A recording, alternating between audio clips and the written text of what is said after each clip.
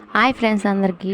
ఇంకా మనం ఆడవాళ్ళకైతే అండి ఉదయం పిల్లలు స్కూల్కి వెళ్ళిందా కూడా ఇంట్లో 20-20 మ్యాచ్ అయితే ఆడేస్తారండి. మనతో అయితే ఇంకా ఉదయాన్నే మనం 5ంటికి లేచి వంట ప్రిపేర్ చేసి వాళ్ళకి టిఫిన్స్, ఇంకా ఆడపిల్లలు ఉంటే వాళ్ళకి జడలు వేయటం, ఇంకా వాళ్ళకి షూ, టైలు, బెల్ట్ ఇవన్నీ రెడీ చేసి వాళ్ళని స్కూల్కి పంపించిన దాకా కూడా ఇంట్లో లేడీస్కి అయితే 20-20 మ్యాచేనండి.